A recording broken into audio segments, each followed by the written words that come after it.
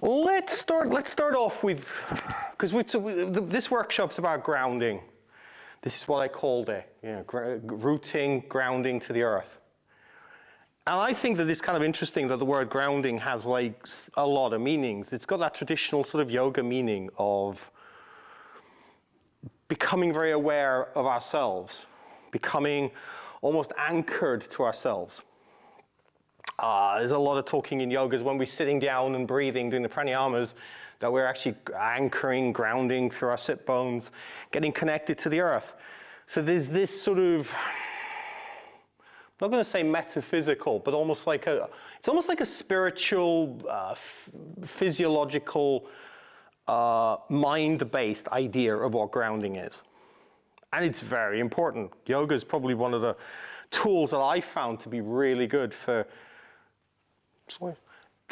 getting into kind of like myself, shedding away all the kind of nonsense from the day-to-day and other people and all this kind of stuff, and coming into me, my feelings, because I think feelings are much more real than thoughts and dialogue that goes on in our heads, actually the feelings. But I also kind of think of grounding in a different way, because just like we're putting one foot in front of the other the whole time, one foot is touching the ground. And everything that we do, everything that we pick up or throw or carry, the weight of this and the forces that go through the body and into the ground. And if athletes really know this very well, that if they don't make this great ground connection when they're running or jumping or football or all these kind of things, that they will generally kind of have a problem. Something will give because of all the forces going through the joints and through all the ligaments. Something gives.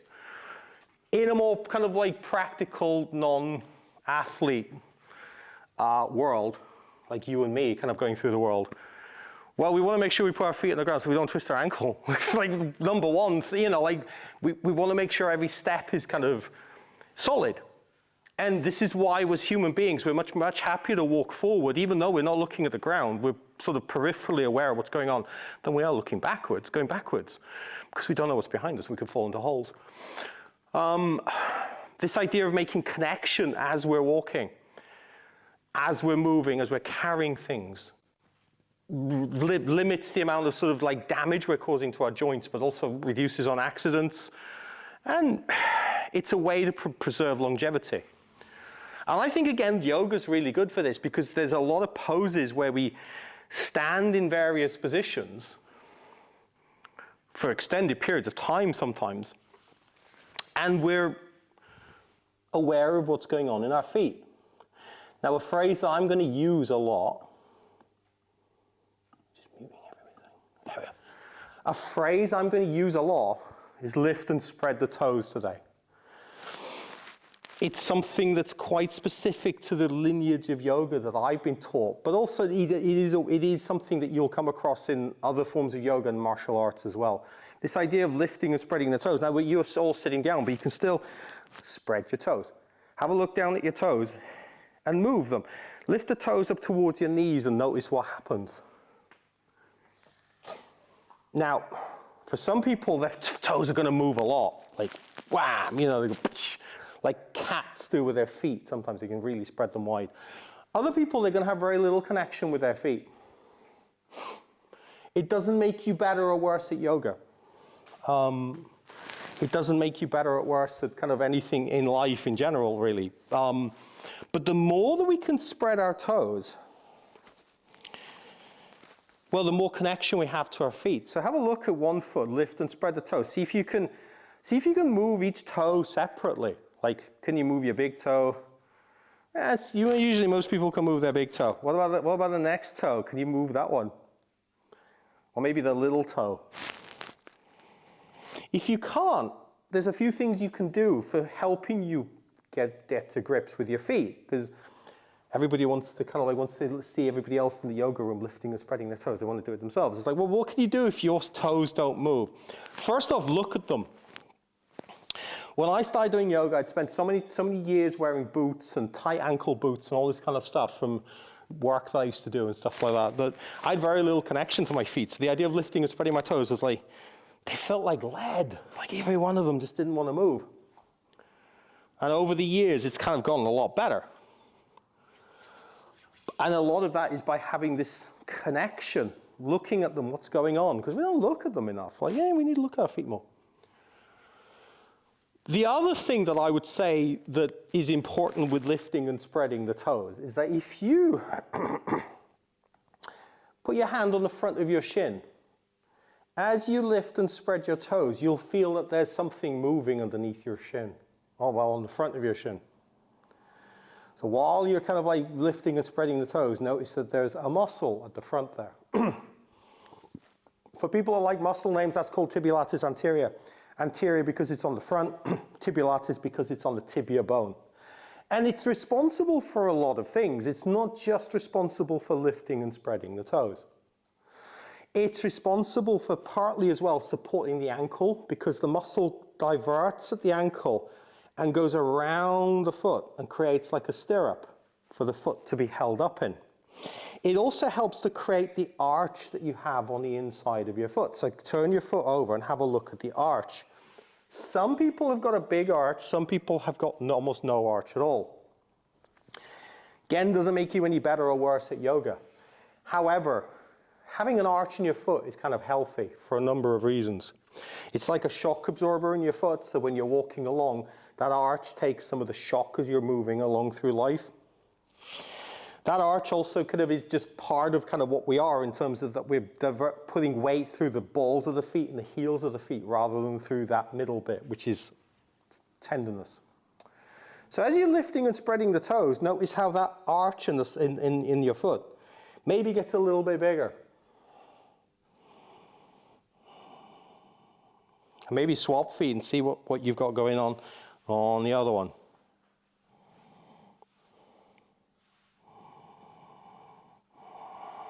And you can feel for that muscle, the front of the foot, front of the shin, and feel for where it goes.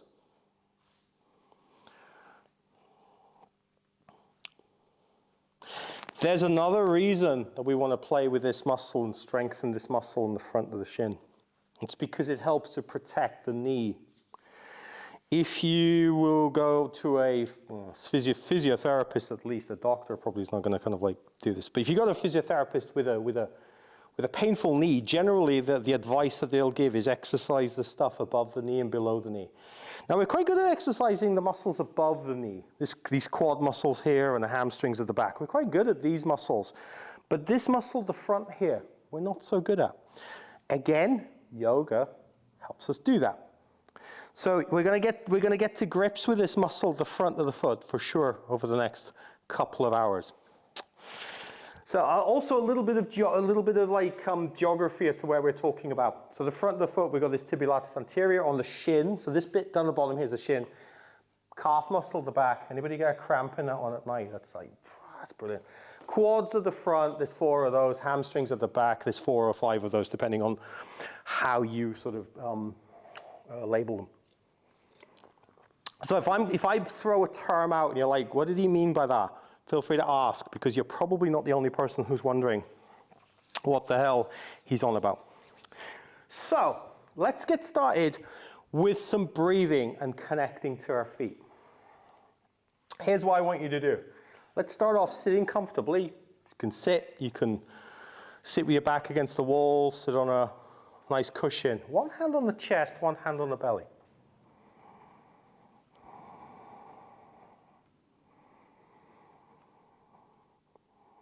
Feeling the sound and movement of your breath.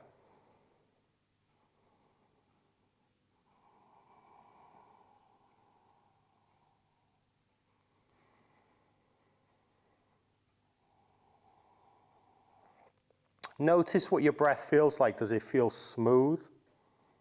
Or does it feel a bit rough? Does it feel deep? Or does it feel shallow?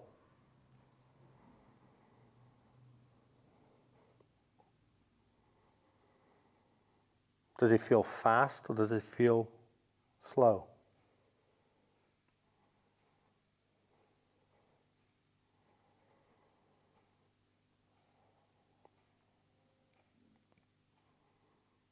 Noticing without judgment, because there's no right or wrongs again. None of it makes you a better or worse person in life or doing yoga.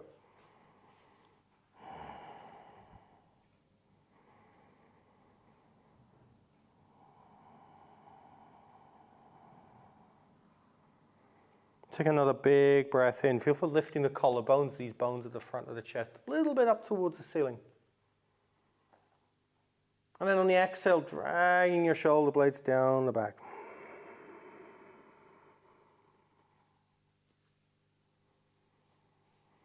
Feeling your connection with the points of contact with the ground beneath you.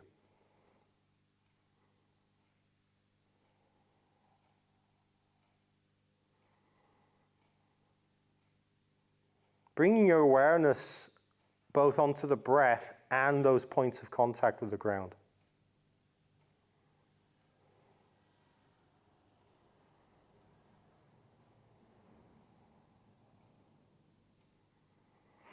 What do you feel happens to your connection to the ground as you breathe in and you breathe out?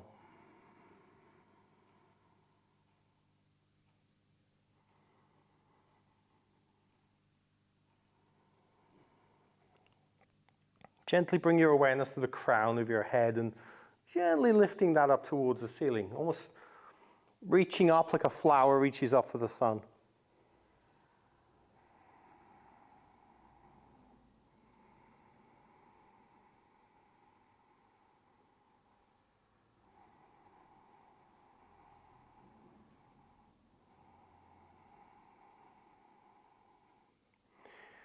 If Ujjayi breath helps you with yoga, helps you focus more, switch on Ujjayi breath. If not, just keep your breath in a way that feels comfortable. This isn't going to be a heat generating class, so you don't need to be over breathing and over struggling on the breath.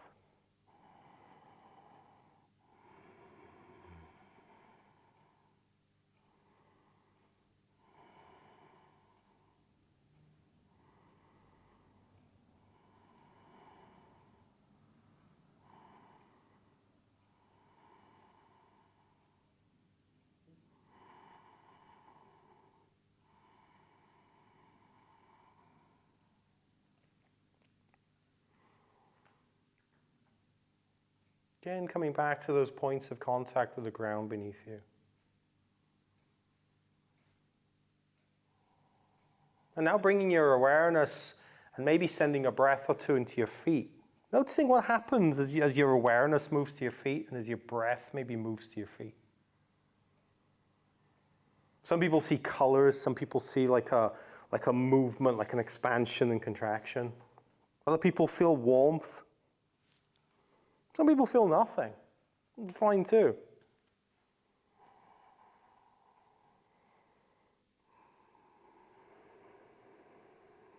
Noticing how do your feet feel right now. Making that connection with them and asking them, how do you feel? What do you need? How often do we do that? Let's move the attention to the ankles, that joint between the foot and the shin bone. If it feels nice, you can even place a hand on these areas as you're focusing. For some people that helps. Sending breath into that area, sending awareness into that area, asking that area, what does it need?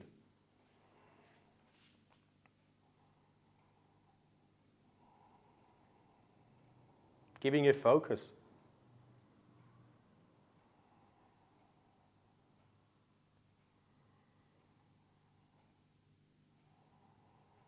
Moving your attention to the shin, the calf muscle, that tibialis anterior muscle that's at the front of the shin. Sending breath and awareness into that area. Maybe you've never thought about your shin or your calf muscle unless it's cramping, I suppose.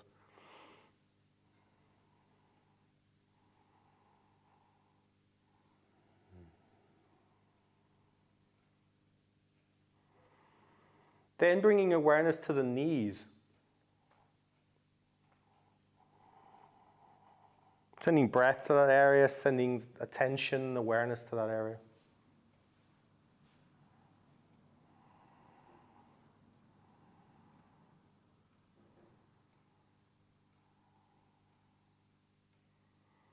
And then the thighs. Some of the most hard-working muscles in the human body are there.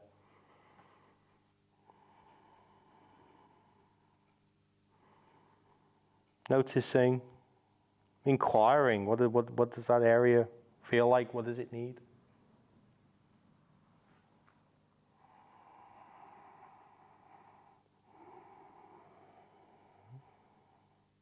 And then the hips.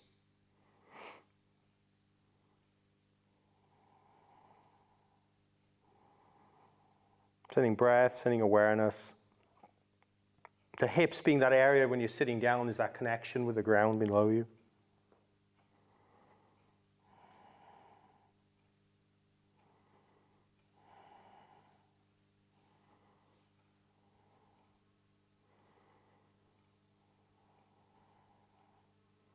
And then bringing your awareness to the entire body. Maybe as you breathe in, send that breath all the way down into the soles of your feet, into the tips of your toes as you breathe in, packing that breath into the body, filling the body with breath. And as you exhale, that awareness comes up the body. As the breath leaves the body, that awareness comes right to the top of the crown of the head.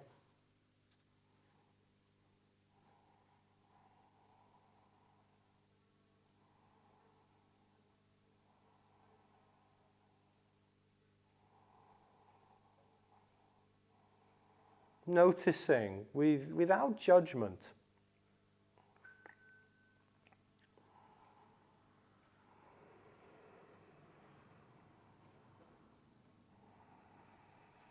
Slowly bringing your awareness to the whole body, to the whole room, maybe moving a little bit as that awareness shifts through the body. And let's come to a standing. Slowly, carefully, there's no rush.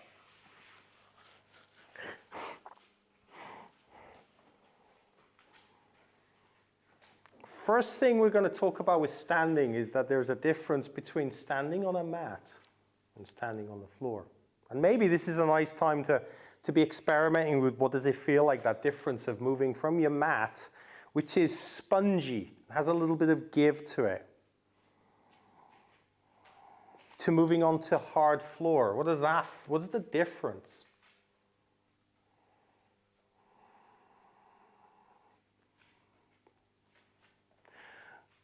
The thicker your yoga mat, this is actually something that kind of is quite important to know, especially if you're doing longer yoga practices.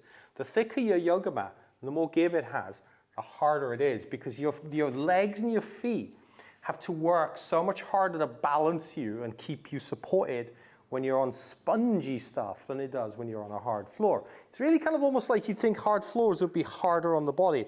They are when we're like stomping around, but as a rule, we're much more solid on hard ground than we are on soft ground.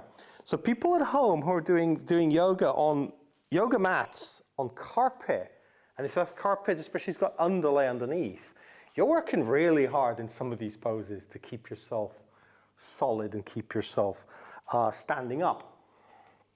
Let's bring the awareness back down to the feet again and the ankles. So let's start off with something that I think is generally used as a foot rehab for people with plantar fasciitis, also kind of for people who twisted their ankles usually as well. But it's also a nice way to get mobility into these places, because one of the things we need to do is to be able to get mobility into these places. So look down at your feet and then lift and spread the toes and then scrunch your toes. And then lift and spread them and then scrunch them. Lift and spread and scrunch. Do that a few times and notice, does this start to feel like that's hard work to lift and spread the toes and scrunch them? Another thing that we can do is and this, I want everybody to be able to see this, is that you take your weight onto your ankle, or onto your heel, sorry. Maybe it's on one foot rather than both feet. And lift the ball of the foot off the floor. So you're keeping the heel down on the floor, but you're lifting the ball of the foot up. So do one foot, and do the other foot. Do one foot, do the other foot. Do one foot, do the other foot. Some balancing time. You lift up onto the toe of the foot. So you're on one foot on the ground, on the toe of the other foot. And then flex and point, or floint, I think they say in gymnastics. Flex and point the toes. Notice if this is giving you sort of like cramp even. For some people, actually, weirdly enough, for me today, it's starting to do it. As I'm lifting the toes, that's fine. But as I'm pointing the feet, it's like, oh, that's kind of... Remember the swap feet? Lift and point, lift, point, lift, point, lift. And then do little circles. I hear somebody click. That wasn't me clicking. Go circles in one direction and then circles in the other. Do them as almost like, sometimes you see people doing circles and there's almost like propellers on a plane, like as fast as you can do it. Rather than going for fast, going for as much movement as you can. So making this movement as big as you can. And also noticing if there's a spot where that movement, it doesn't feel like you have access to that movement. So you're trying to make a circle, and at some point it's almost like, what happens? It's like you lose connection. This is what I feel like. Try and work through it, because you're building nerve connections from your brain to your foot. And the more nerve connections that we have, the more we can feel into the world. I don't want to get into this thing. There's a sense in the human body. We think we have 5 senses. Sight, sound, smell, touch, taste. But we have loads of senses. And one of those senses is proprioception. It's knowing where we are in space. So you can roll your ankle. You can have your foot off the floor, rolling your ankle around, and not really be looking at it. That's proprioception. Your body knows where you are in space.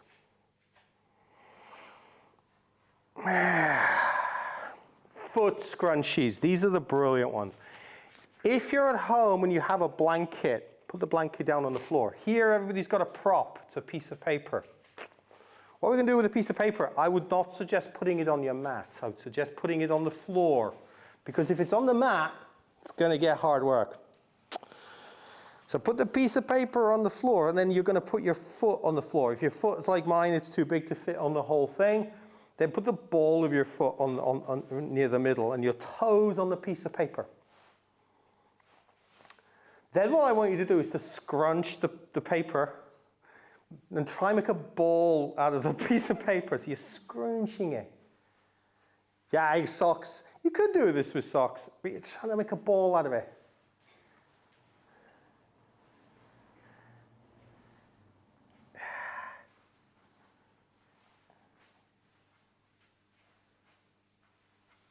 Then when that foot gets tired, you can swap over and do the other one.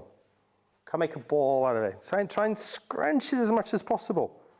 Try and make almost each grab that your foot is doing as big as you can do it. If you're doing this at home and you've got a blanket, you could almost be pulling the blanket towards you with your toes. It's actually really good exercise for the ankle, for the feet, for that muscle, the front of the shin. Swap over, do a couple on the other one again.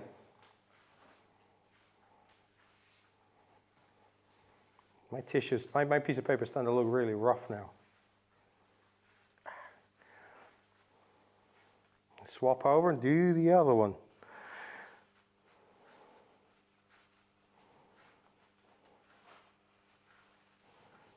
And give your feet a bit of a rest. Maybe come back onto a soft mat. See what they feel like after doing that. What do your feet want to do? Slowly shift your weight from side to side. See what it feels like.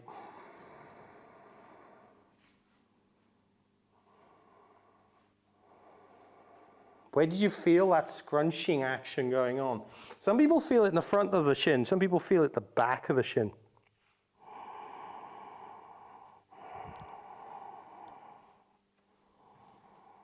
Maybe take a step forward and notice what that feels like, and then maybe a step forward with the other leg. Maybe take a step back, because on your mat, you know there's nothing that you're going to fall into.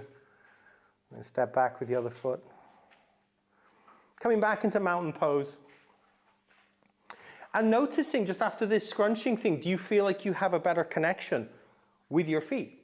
Now maybe it's that connection because they feel like they're aching a bit because you've done something with them. Or maybe it's just like, no, I can feel more going on in there because I've got more awareness in there.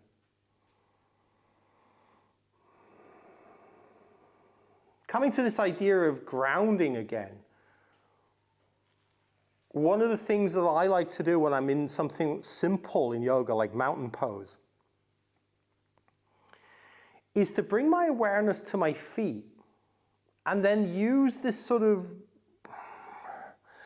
we humans have this almost superpower. We can almost tell not just what our feet are on, but we get this feeling of what's underneath our feet too. So almost trying to sense the hard ground below my mat. So it's not just sensing my feet, it's also sensing what are my feet standing on. So I can feel the mat, but I can also feel the hardness underneath the mat. For those people who like to do gardening and you're digging in the garden, you can tell just from the spade, sort of, am I digging through soil or am I digging through sand? You can feel it. Even though your hands aren't physically touching it, it's all through the shovel, all through the spade that you're using. Here you are using our feet to get that awareness going. Let's get some movement into the upper body too and being aware of the feet. So let's come into a warrior two. Warrior two, feet about 3 feet apart. Now I'm going to give my normal speech about like warriors here. The leg distance that you have, the leg angles that you have, and the cues that I'm going to give for turning the legs and turning the body, work within a place that feels comfortable. Doesn't need to create pain in the ankle, doesn't need to create pain in the knee, does not need to create pain in the hip. If it does, either modify it and go, well, I feel comfortable doing this amount of movement, but if I do a bit more, that doesn't feel good. Do it that way, or shout out and I'll have a look and maybe we can come up with something else. So, warrior two, left toes turn out. Now, traditionally they turn out like 90 degrees. If you've got a line on your mat, this is where that line on your mat sort of becomes useful. Again, back to that thing of keep it in a place that feels good. Then you're going to bend that left knee. You're going to bend that left knee so it doesn't get much beyond the knee over the ankle. Now, we're going to talk about knee over ankle in a little bit because it has this thing where people think it's really bad to take your knees over your toes further than your ankles. But here, the further forward you come, just the more unstable you're going to be. If the legs feel tired or painful, you can keep this leg a bit straighter. You know, hypermobile people, again, be aware of overlocking it. However, because there's not an awful lot of movement through what we're doing here, you can lock it and there's no real issue because it's not a repetitive movement. Hips and chest turn towards the front of the room, or towards the long end of your mat, I mean. And then float your arms up without lifting your shoulders up. It's a classic warrior two position. The thing with warrior two is people are generally up in their hands. They're thinking, oh, I need to do stuff with my hands. I need to extend my arms. I need to broaden the chest. I need to drop my shoulders down. Yeah, I still want you to do all that, but I also want you to be aware of your feet.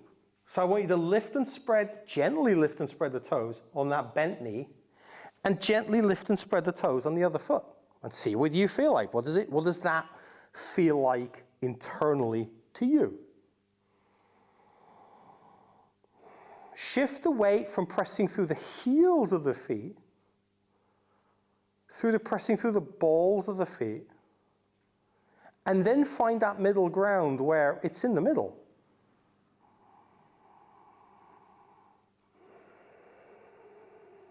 Very subtle movement we're going to do now, reverse warrior. So your right hand comes down, left hand comes up and over. Notice the weight shift in your feet. Be less concerned about what's happening in your arms, because you all know what reverse warrior looks like. But be aware of this movement in your feet. And if you missed it, come back to warrior two, and then come back into that reverse warrior again. Notice that even with this very small movement of the arms, that there's a weight shift in the feet. That means that the weight is going through the torso, through the hips, and is being distributed differently through the ground. Now that you're in reverse warrior, Notice whether you've shifted slightly. Do you feel like you're dumping more weight into one leg than the other? Usually it's the straight leg. Maybe bring a little bit more weight into that bent leg. That leg's going to be working. The other thing to notice with the bent knees, if you feel like that knee's caving in, you want to bring that knee towards the middle.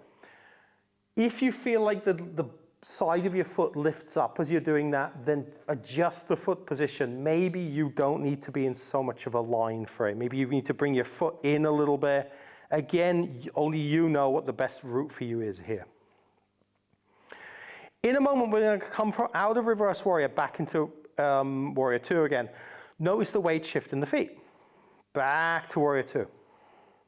It's subtle and it's small, but it's there. Extended warrior variation. So we're going to bring the left forearm onto the left thigh. Notice as you're leaning forward towards that left foot that there's a dumping the weight into that leg. And then the other arm comes behind you, grabs hold of your waistband. Take a breath in, lengthen through the spine. Notice what happens to your feet here when you're lengthening through the spine. Generally, there's a pressing through that straight leg. Then exhale, roll that top shoulder back. Now notice after all that, what's happened with all this movement that you're doing. Come back into a place where you feel like you're distributing your weight evenly through both feet. Notice whether your knee's caving in slightly on that bent leg. You can use the forearm for bringing that knee more towards the middle.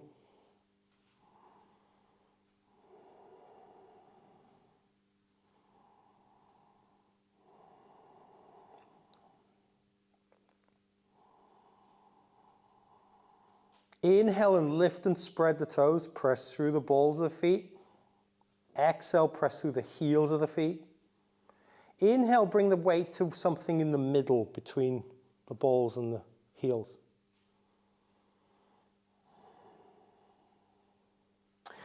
Forward bend. So from here, I want you to straighten that bent leg, turn your chest to the long end of the mat, and then turn your feet so they're pointing forwards.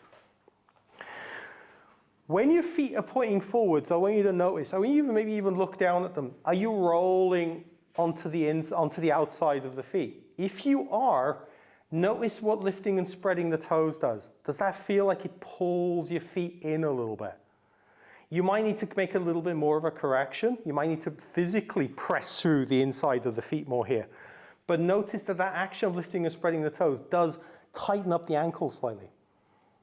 Forward bend.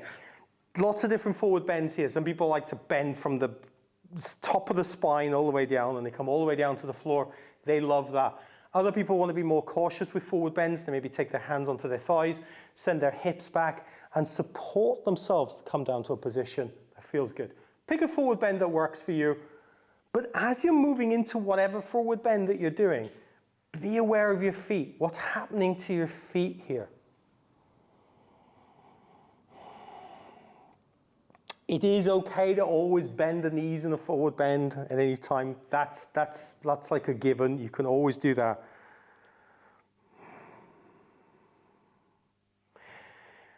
If you feel like you want to add a little bit of hamstring stretch into this because you're somebody who feels tight in the hamstrings, one thing that you can do in a forward bend is to be straightening one leg out and then bending it back to where it wants to be and then straightening the other leg out.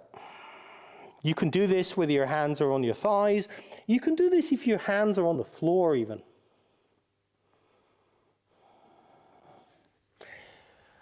Notice where, as you're doing this, notice how your weight's shifting from one foot to the other.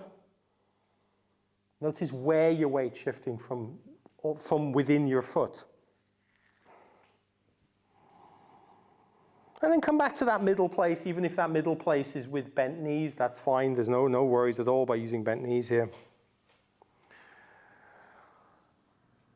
And then slowly rock your weight from the balls of your feet to the heels of your feet. Now, if you've got your hands on the floor, this is a really great time to be almost like bringing weight into the shoulders as well. Can you start warming up the shoulders a little bit?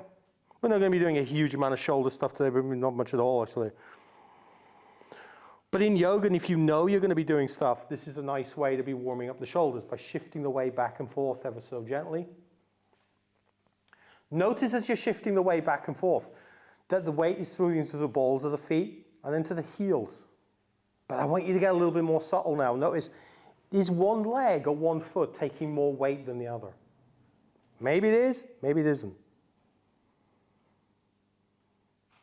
To come out of this forward bend, take a big breath in. Exhale, maybe use your hands to work your way up to the middle. Drag your shoulders down.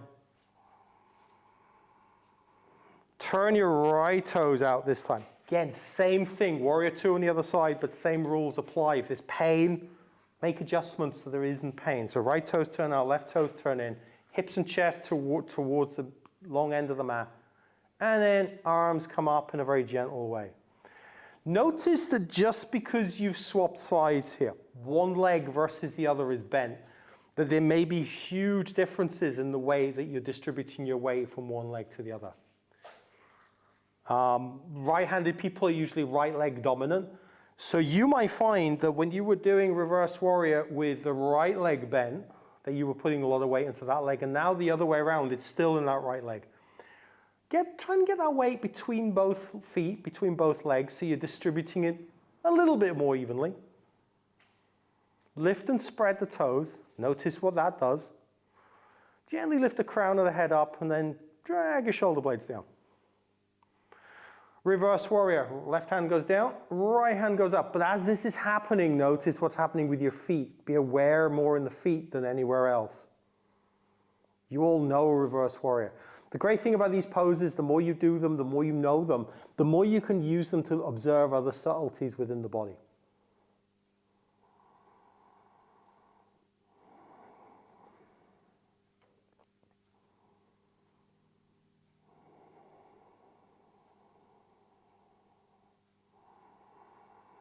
Notice now that there's even little shifts as you're breathing in and as you're breathing out. There are little shifts, but you might not be able to notice them, maybe just a little bit. Inhale and come back into that warrior two position. Notice the weight shift as you're coming back into that warrior two position. Extended warrior variation. Right forearm on the right thigh, left hand goes behind. There's a lot of subtle movements going on here.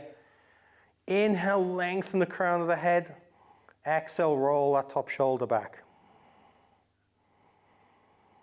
Then notice, where has that left you in terms of your feet?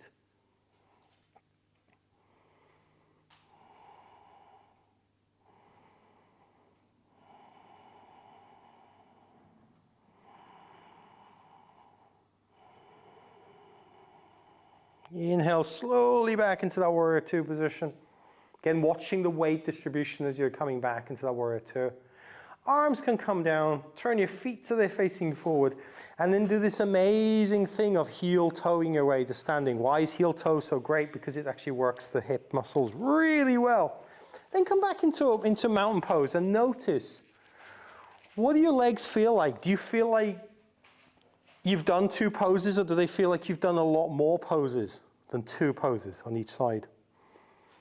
Maybe you feel like you've done more, maybe you don't feel. It's this awareness now in what the legs have been doing.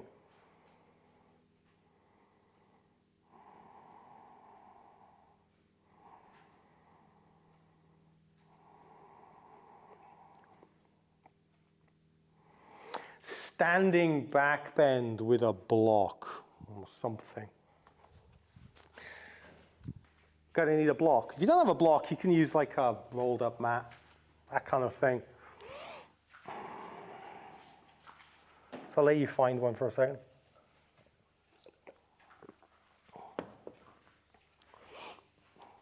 Notice as you're doing stuff, the connection with your feet. What are your feet doing? What are your legs doing? Being a little bit more aware of that. Stand normally on your mat. Now, the moment I say to people stand normally, it's like, what's normal feel like? It's like this a weird feeling of like, I'm conscious of it. What's normal? The other one that gets people, you say to people, stand with your feet hip distance apart, and people are like, what's hip distance? You know, because you're not aware of it. Generally, the best way to plant your feet, if somebody says stand normally or stand hip distance apart, is to just plant your feet down, rock from one side, and then leave them. And then you sort of look down, because that's generally going to be how you are. The first thing I want you to notice when you look down is, are your feet turned out slightly? We tend to have that in the West. It's partly because we wear shoes, it's partly because we spend a lot of time sitting down, it's partly because we don't squat a lot, so we tend to be quite tight in some muscles, and it outwardly rotate the thighs a little bit. Then if you are turned out in your toes a little bit, I want you to correct that a little bit.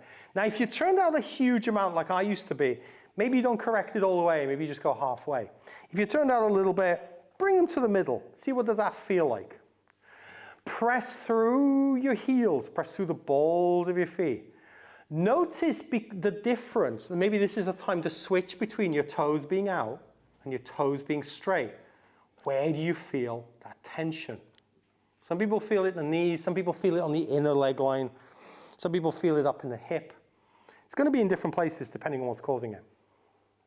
Generally, it's better for our knees if our toes are pointing forward. Here's what I want you to do now though.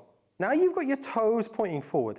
Have a look at where your knees are pointing, because then you may have a surprise now waiting for you. If your knees are pointing forward, and you can tell if your knees are pointing forward, if you bend your knees, your knee will be roughly in the middle of your toe or in the middle of your foot. If it's not, then here's the thing.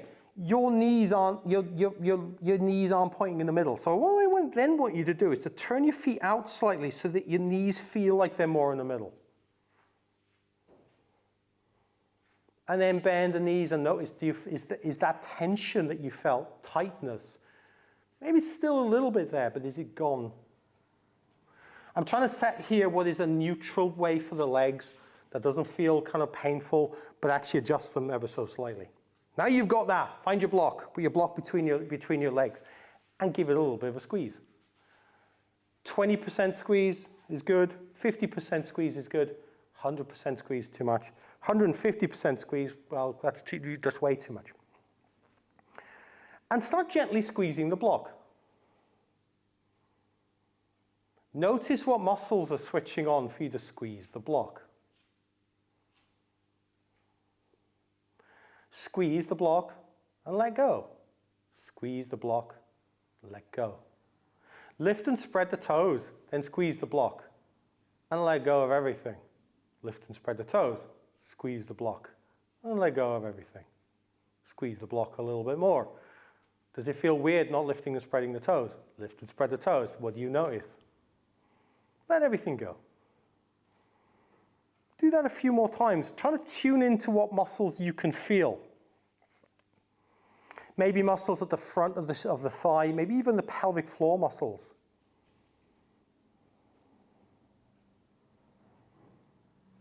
Lifting and spreading the toes, letting them go.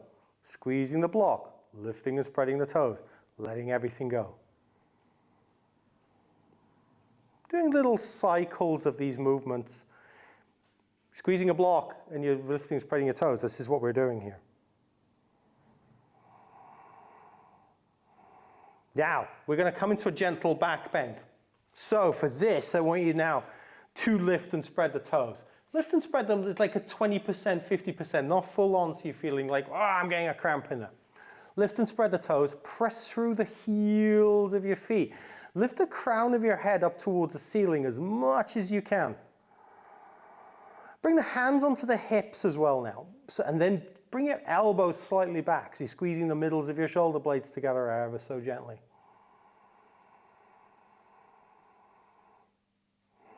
Breathe into the belly, breathe into the chest. Notice if you've forgotten to lift and spread your toes. Squeeze the block a little bit. So you can hear when people lift and spread their toes. It's really interesting. Big breath in again, lifting the chest up a little bit more, squeezing your shoulder blades together. Maybe lifting the chest up a little bit more. Notice what needs to happen for you to lift your chest up. Do you feel like you're actually pressing through the floor more to lift your chest up? Squeeze the elbows together. Press your hands into your hips, so you're lengthening your low back. And then tuck your tailbone under. Imagine like you've got a tail and you're tucking it under ever so slightly.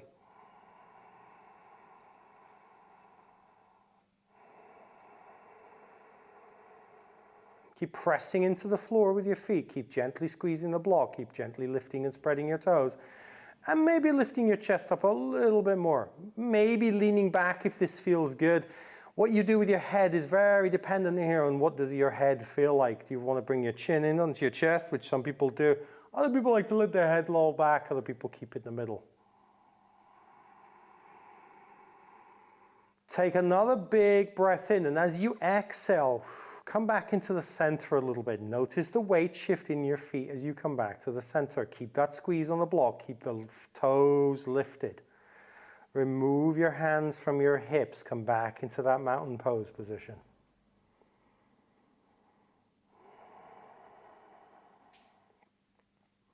And then remove the block.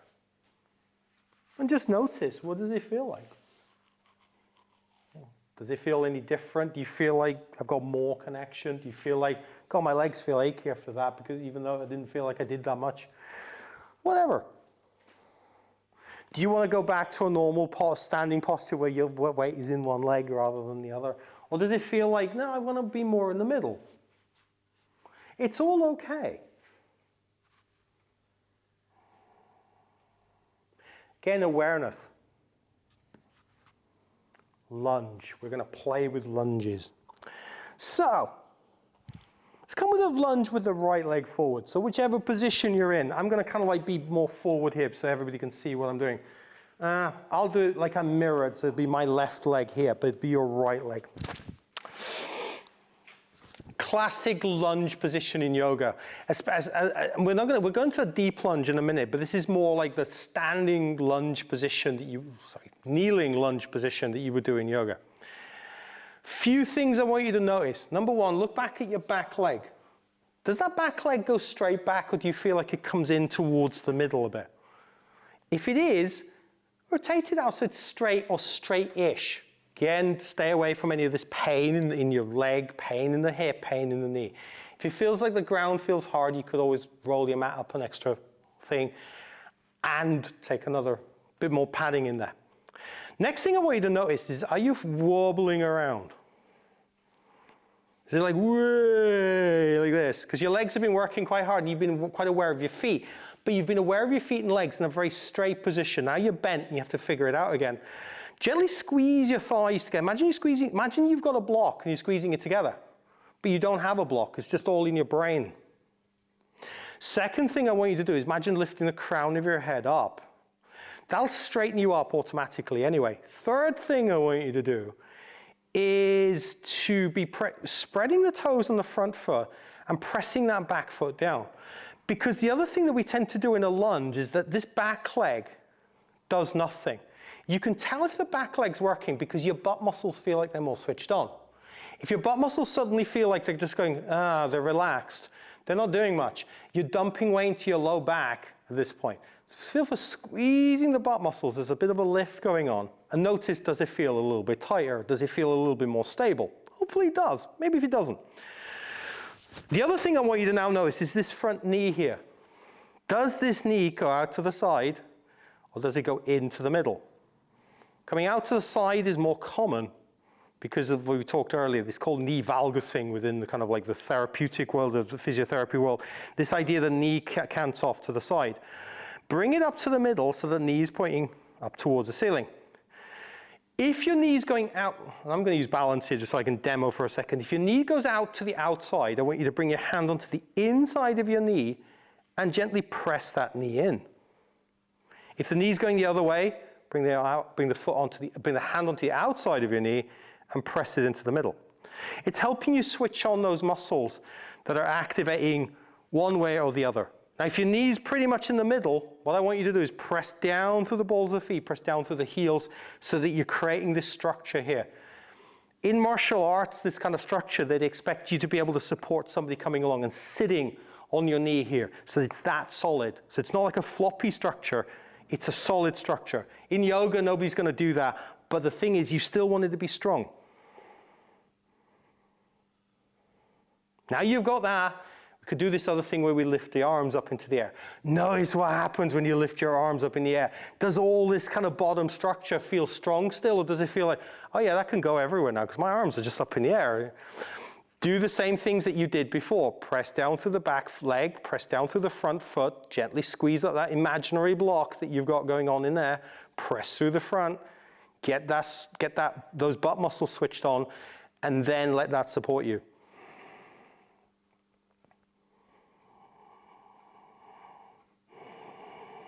And then bring your hands down onto your thighs, and we're going to talk about this bringing your knees over your toes thing.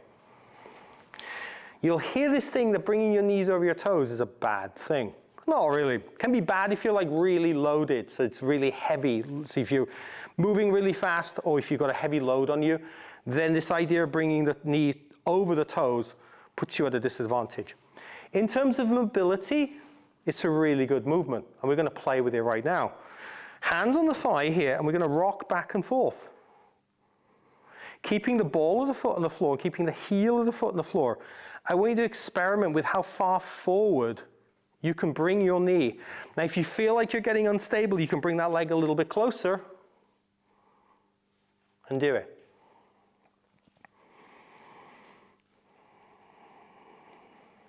Ideally here, you want to be able to bring your knee beyond your toes while still keeping your heel down on the floor.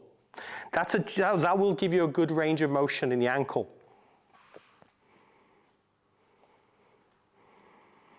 So rocking back and forth.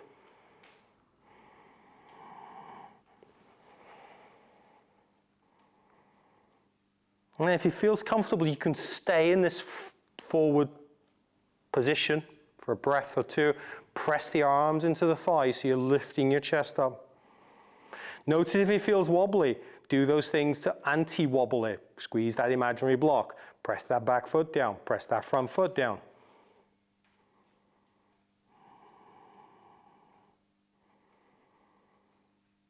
Feel for being as solid and as strong and as warrior-like as you can be in this pose.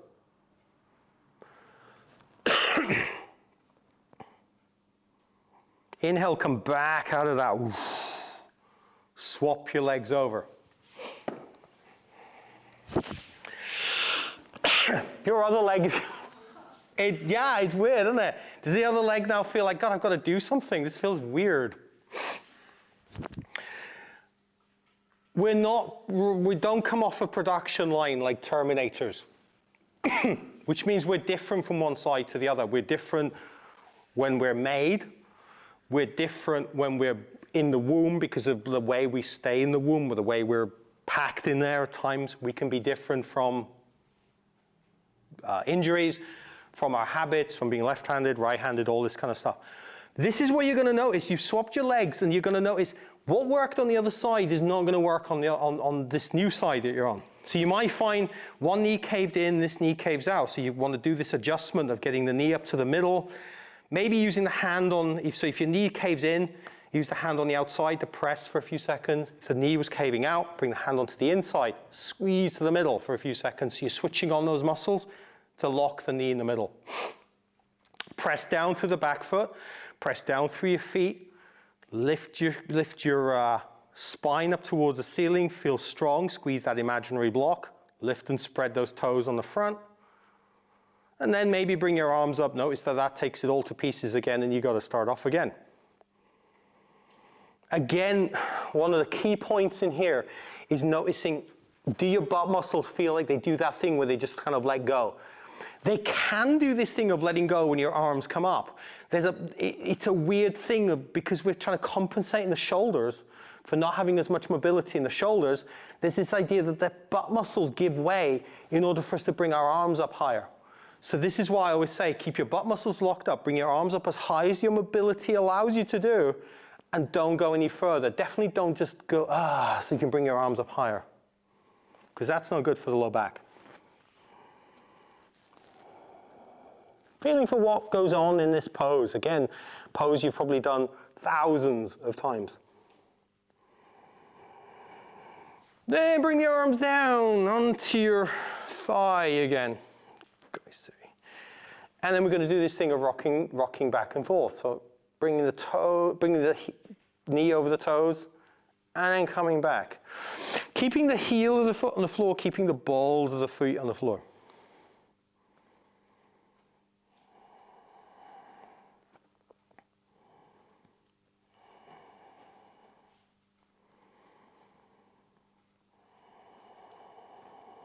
maybe staying in this lunge position once you've got this depth going and you've got this stability going. Maybe notice that what are the muscles that are keeping you in this lunge position? What muscles have to be switched on? What muscles have to be aware to keep you in this position?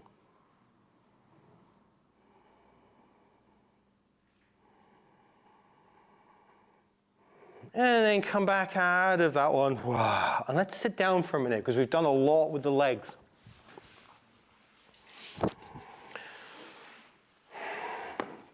You spend a lot of time sitting in yoga, and I'm a big believer that the kind of yoga should be comfortable, and if at any point it isn't, it's a good thing to do something about it to make that discomfort better. One of the first things that people find is that some people find sitting, if you've done yoga for maybe a year or so, you're probably quite used to it. But if you haven't, for newbies, sitting on the floor is uncomfortable. One thing you can do, block underneath the butt. Just lets the hips drop ever so slightly. Makes it a bit easier for people. The other thing is that people have their favorite way of sitting. You're probably in it now because I didn't cue you into any position. Probably cross-legged. Probably if you're right-handed, right leg in front. That's just kind of how it is for most people. It's good to vary the cross-legged position from one leg in front to the other leg in front. If you can do it while breathing and do it without making a huge level of movement, then you can do that. It's a very nice hip exercise to move from one to the other.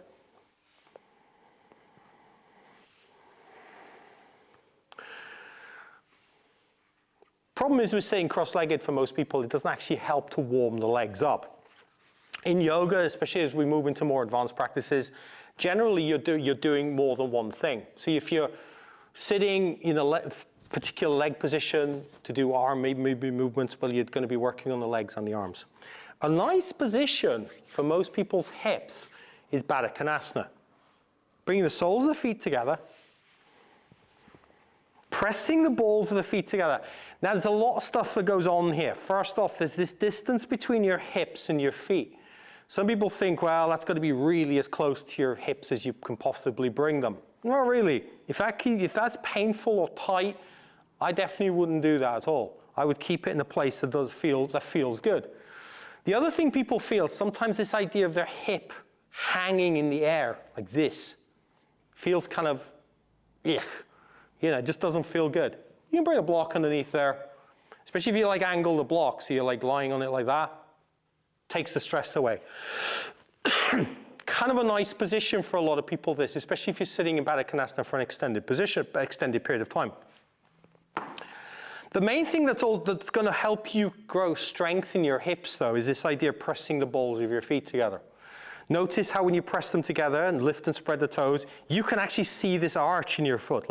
We can actually see, and you can, for the first time today, compare it to the one on the other side. So you can maybe see, for me, my right arch is way bigger than my left arch, and that's because I've twisted my left ankle quite seriously a few times. So those muscles on the left-hand side there don't have the same level of tension. But I can make that better if I concentrate on widening my left foot and spreading the bones in my left foot. Maybe I can make that arch a little bit bigger. Or maybe not. Unlocking the hips. If you do have a block underneath your knees here, this is a time to remove it because we're going to be needing that movement. Unlocking the hips is one of those things that yoga people are, again, very obsessed with, unlocking the hips, getting much movement into the hips. If you're already hypermobile, you might find that your knee is already either on the floor or pretty damn close to the floor. Maybe, maybe not. If it does feel like your knee is down on the floor, that this leg touches the floor easily, then what I want you to do here is to be gently lifting that leg up off the floor ever so slightly. So you're working those muscles instead of lengthening them. Because if you're hypermobile and you've got that length in there, you don't want to be kind of just lengthening them more. You want to be strengthening them. This is what unlocking the hips looks like. Straighten up your spine and feel for reaching the top of your head up towards the ceiling. Imagine there's a magnet on the top of your head and a magnet in the ceiling, and you're boing, pop, your spine is getting long. Find your left hand. Your left hand goes on the inside of your left thigh. Right hand goes on the floor behind you. And then you're going to be gently pressing that left hand into your thigh. Keep the balls of your feet pressed together and gently press that hand into the thigh. You're increasing pressure slowly so that you can notice, does this feel okay? Does this feel uncomfortable? Does this suck? If it sucks, then you don't want to be pressing anymore. But most people can feel like they can press a little bit more as the a few seconds go by, they breathe into their hips, and they're getting a little bit of unlocking in that hips. If you're hypermobile, or maybe if you just want to strengthen these muscles a little bit, you can actually press the leg into the hand a little bit as well. Feel what muscles switch on as you press the leg into the hand as the hand presses into the leg. So the leg isn't just like floppy now, it's actually a little bit active. Breathe into the hips, breathe into your feet, gently squeeze your feet together, gently lift and spread the toes. To come out of this one, you want to be gently taking the pressure off that leg, very slowly. And then you come back to the middle. I say gentle because there was never a cue that I came across in yoga for this. And you'd see people, they'd go from this, and it's like, boing, this leg would fly up because it was under so much tension. Not good for your hip. So you want to be coming out of things as slowly as you go into them. Find your right hand. Right hand goes in the inside of your right thigh. Left hand goes onto the floor behind you. And again, gently start to increase the pressure. Few things to bear in mind. This is a different leg. It's going to feel different. You might feel like this feels really easy to open. It might feel like, whoa, this one feels way tighter. Why is that? This isn't fair. The other thing, you're slowly increasing pressure again. We're not going to go fast. We're going to go really slow. Again, you can be having that gentle push back into that leg. So pressing the leg into the hand as the hand presses into the leg.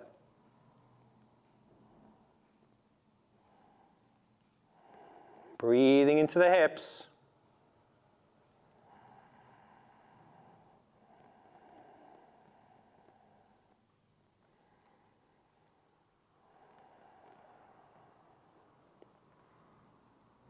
Press the soles of the feet together, then gently take the pressure off the inside of the leg. Come back to the middle. Switch on that magnet between the crown of your head and the ceiling so you're lifting your spine up. Let the shoulders drop. There's no magnets on the shoulders. They can come down. And taking some breaths in here.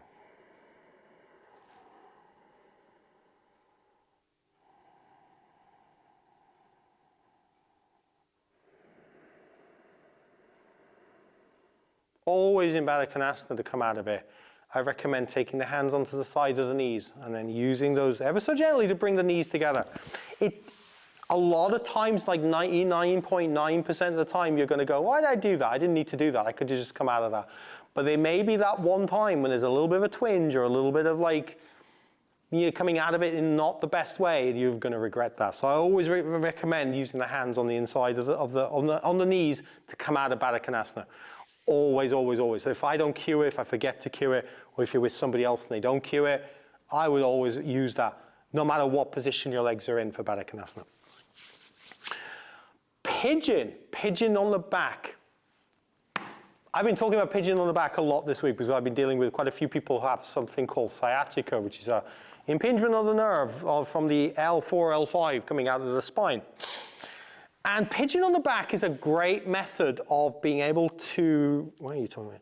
Great method of being able to loosen that area up in a controlled way. Problem is, though, is that the way the pigeon on the back is taught in yoga is not suitable for people with back pain. So I'm going to show you what pigeon on the back looks like, and then I'm going to show you the back pain modification for pigeon on the back. So pigeon on the back, as the name suggests, you're on your back. God, why is my mat so terribly dirty? Lying down on the floor, feet on the floor, knees up towards the ceiling. You want to be everything as relaxed as possible when you're in this position. So you don't want like your hips hovering up off the floor, your head hovering off the floor, your hands hovering off the floor.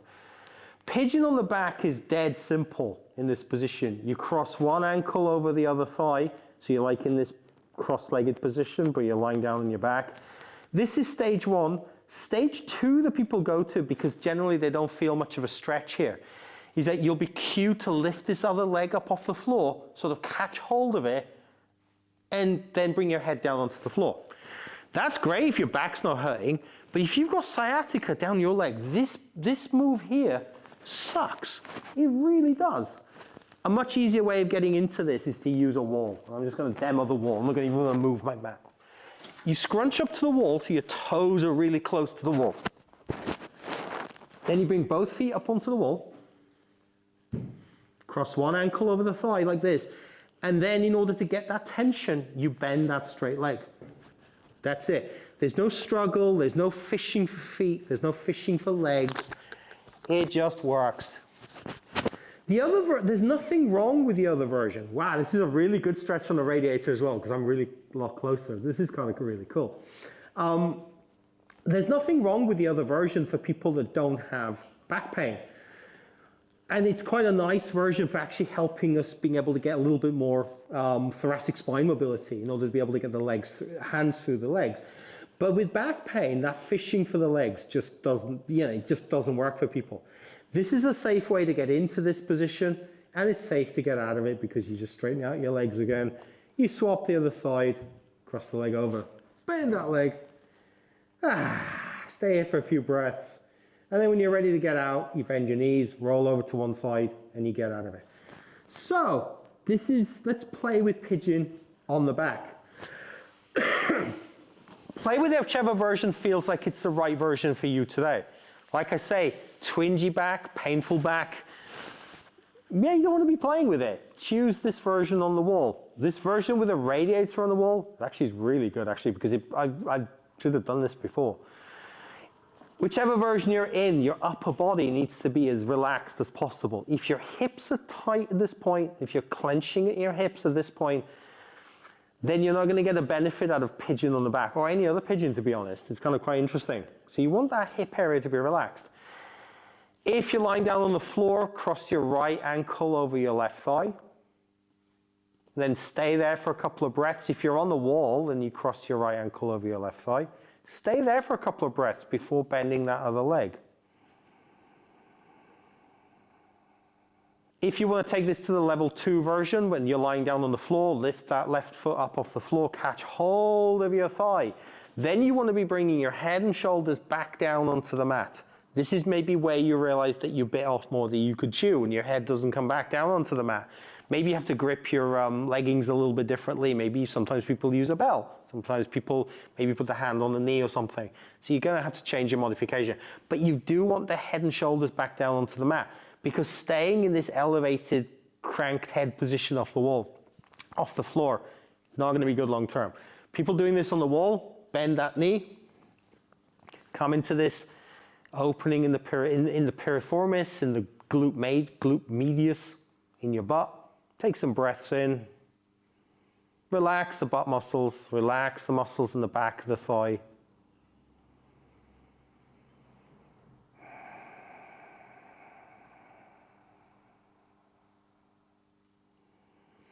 To swap over, if you're lying down on the floor, let go of your leg, bring both feet down onto the floor. If you're doing the version on the wall, unhook your feet, straighten out both legs again. So you come back into that starting position, and then you do the other side. Hook the ankle over the thigh, stay there for a couple of breaths. This is again this idea of letting the body know what's coming, but also you feeling into the body and going, is there going to be any pain here, or does it feel like there's going to be pain? Because if there is, you don't want to go into the full pose immediately. And then if you're ready, you could lift your right leg up off the floor, or bend that right leg if you're up on the wall.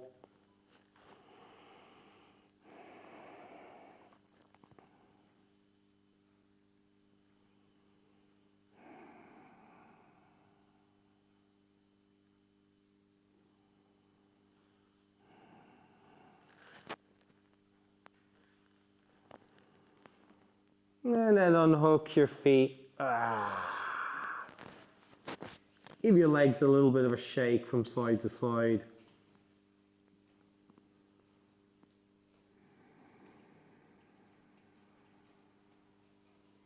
Notice how your hips feel.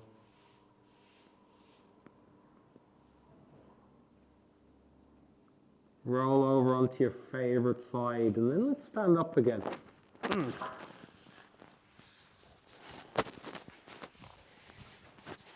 I don't want to get too caught up here on the low back because this is not like a back workshop. But since sciatica is a leg issue because most people feel it from within the hip and down the leg, I think focusing a little bit on the back helps. Tightness in the body, it's really funny. There was a research paper that I came across a few years ago where people, you know how people always want to be more flexible in their hamstrings, and they're like, I want to work my hamstrings. And I want to get my forward bend better. This is really, especially within yoga, especially people who aren't born flexible. There was this research paper done into like, well, if your hamstrings are tight, where's the tightness? And so they took these people and divided them up into groups. Some of those people in the groups, they got head massages. Like, oh my God, that must be the best group ever. But you're like thinking, why do they give head massages to people with like tight hamstrings? The other part of the group got like a neck and shoulders massage. Again, you're thinking, that's got nothing to do with, it's nice, but it's got nothing to do with your hamstrings, right? Other people, they got hamstring massage. Other people got like hamstring stretching exercises. Other people took a tennis ball and rolled it under the sole of their foot. They were like, that doesn't feel like it does that much, but yeah, for people it's nice. You would think the people who got better at forward bends and got better in their hamstrings were the people who had like work done on their hamstrings, right? You know, they had the massage maybe, or they did the stretching exercises. Guess what? It didn't matter. All those people's forward bends improved. All those people's hamstring mobility improved. Why? Because we have this thing called fascia in the human body. It's almost like if you eat meat and you kind of like, you see that coating on meat, like a fibrous thing, we're covered in this stuff. It helps hold us up. If we didn't have fascia, we would fall over because our muscles would have to overwork. There's fascia in the body that starts underneath the, this is the posterior line of the fascia in the body, so it goes along the back. Starts underneath the forehead here, goes all the way up across the skull, down the back of the neck, down along the spine, comes into the hips, and then goes down the back of your legs and into your feet. Guess what? That's the thing that limits most of us in our forward bends, not the tightness in our hamstrings. So let's play with this for a second.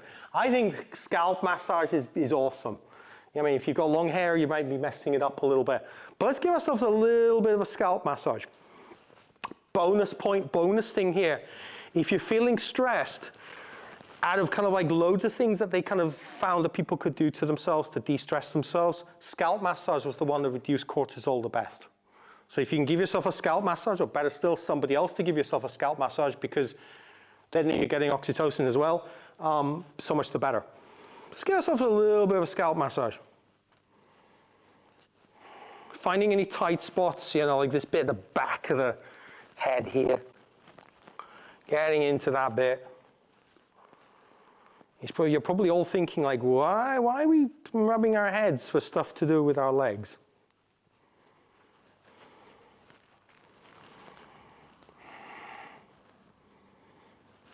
Then once you feel like, I feel chilled, find your block.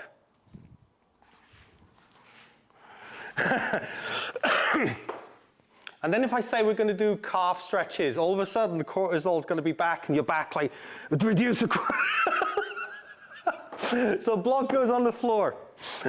Balls of the feet go onto the block. Keep your heels down onto the floor. Let me turn like some to the side here. So this block is like massive. It's like, yeah, it's probably too big for the job.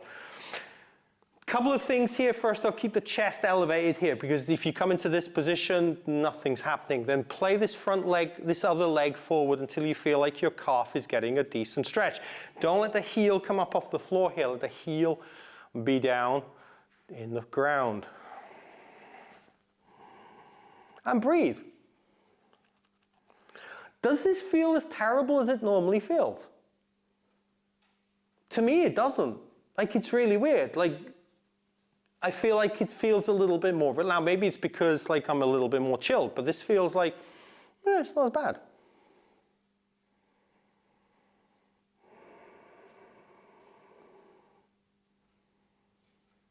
To come out of this, you always step this free leg back and then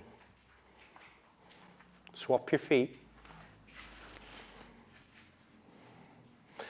Work this other leg forward. Generally, I always say get into a place where you feel like you can easily stay there for about 5 to 7 breaths. Because if you feel like I can barely do 3 breaths in here, it's going to be like, and he starts to feel terrible quickly.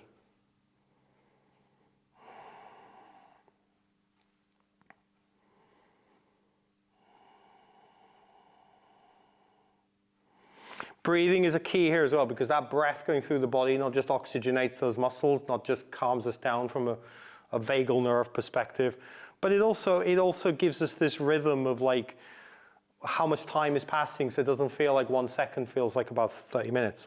Get out of it, step out of the leg back. Whoa, give your leg a bit of a shake. And then we're going to come back to what we did, the forward bend a minute ago, probably like an hour ago. Step your feet so they're a few feet apart, 2 feet, 3 feet apart.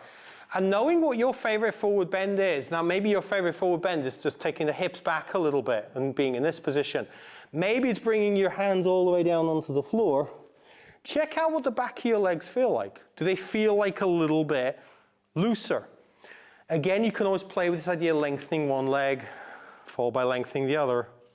Noticing what it feels like as you're moving from one leg to the other. Whichever version of forward bend you're in.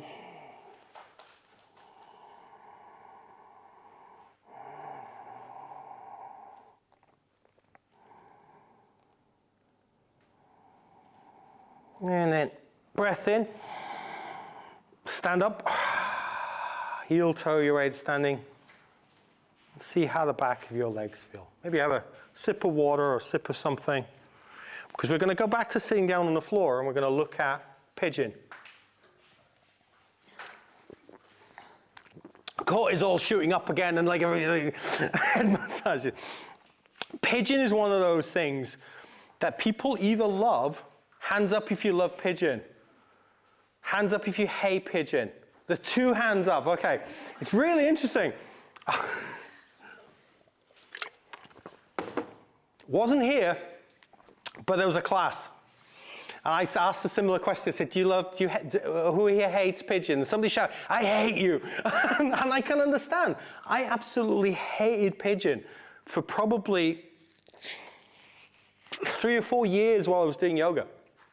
And it was only until that point that I realized I was going to be able to modify pigeon and make pigeon something that was working for me rather than being in a shape that somebody else decided was best for me, was how pigeon became more my friend. Still not full friends with pigeons, but like it's a little bit more friendly.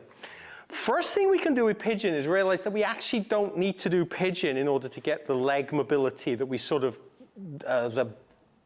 the same movement that we get within pigeon.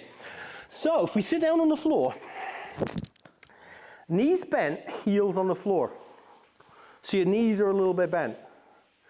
There's a movement here that we can do called shin box, which is basically you take your knees and you bring them down to one side. Now you might bring them all the way down to the floor like I've done here, or they might be just off the floor. And then you take them the other way. Now you can use your arms on the floor for this, because it's not really a balance exercise. If you want to make it a bit harder, you can have your arms off the floor doing it. Doesn't need to be. So this is shin box, also called pigeon 90-90.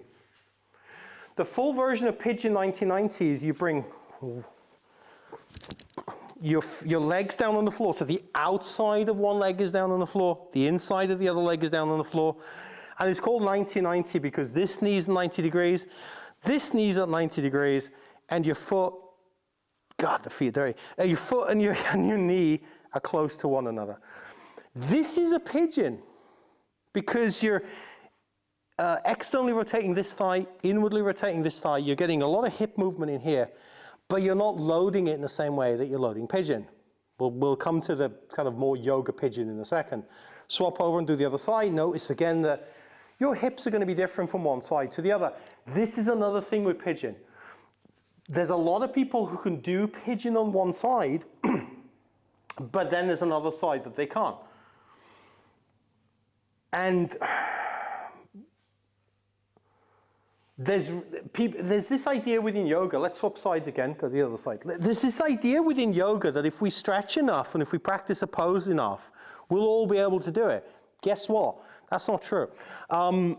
There'll be all sorts of just differences in the way the hip socket is made and the ball socket is made in the hip, the way it's in there, the muscle attachment points. Some people will never be able to get their hips in some positions. Swap over and do the other side.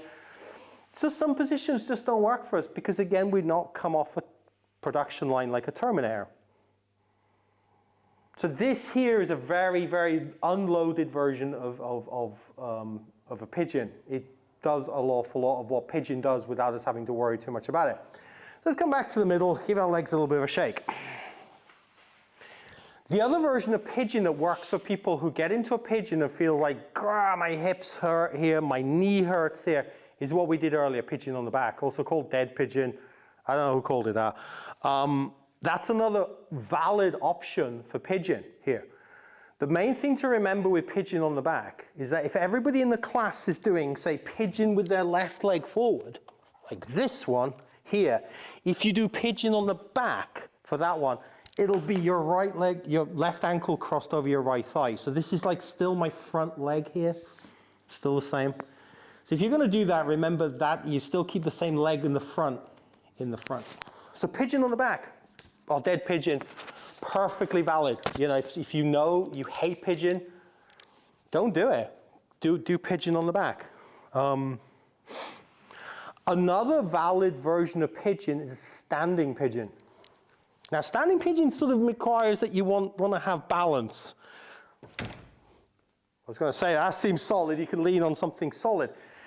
You can play with standing pigeon right now if you want to have a play with it. You stand up. Can use balance if you want or not use a balance. I'm recording this, so I'm definitely going to use balance because otherwise, a few months ago, I kicked a fire extinguisher off the wall messing around with it. So I'm not going to mess around. So you shift your weight onto, say, your right leg. Left foot comes up. You take hold of your foot. See this position here? It's kind of like a pigeon. Your leg is bent. Your leg here is outwardly rotated, which is what we're after with pigeon. And then you lift your foot up towards your face so that your piriformis muscle and your glute medius especially are getting a stretch. Now, here this idea is that you bring your foot up in front of your chest, like this, and then bring it towards your chest.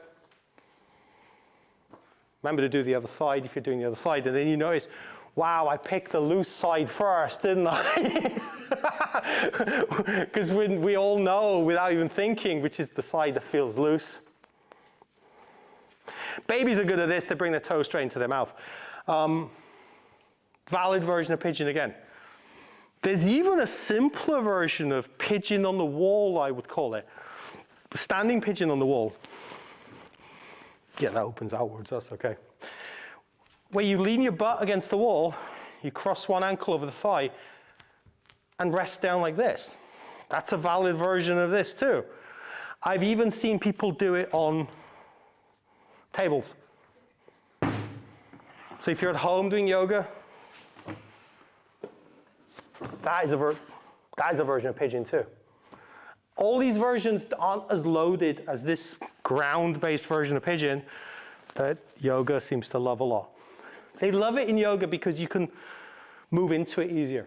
Because if you think from a down-facing dog, you can come into it. From a lunge, you can come into it. From something like a twisting lunge, you can come into it. This is why they like this ground-based version. But it's why I don't like too much flowing yoga. Because if you're flowing, and I'm going, let's do this, and let's do that, let's do pigeons, you don't have time to modify if that thing doesn't work for you. So you've either got to go, I'm not going to do it, or do it, and it sucks. Both those options don't feel good to me. You need to be able to have time.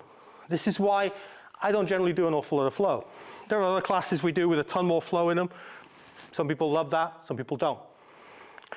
Let's play with pigeon on the ground. Now, if pigeon's not for you, then you can watch, maybe play with it, maybe decide, I don't really want to do this at all.